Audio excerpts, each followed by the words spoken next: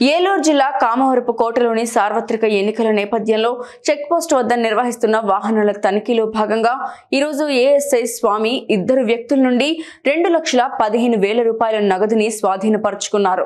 ఇద్దరు వ్యక్తుల వద్ద నగదుకు సంబంధించినటువంటి ఎటువంటి రసీదులు లేకపోవడంతో స్వాధీనపరుచుకున్న నగదును ఫ్లయింగ్ స్క్వాడ్ అధికారికి అప్పగించారు.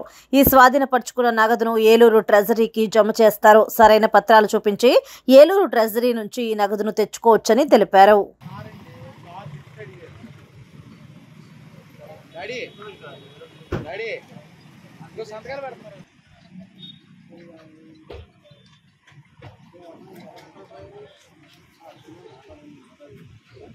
Gracias.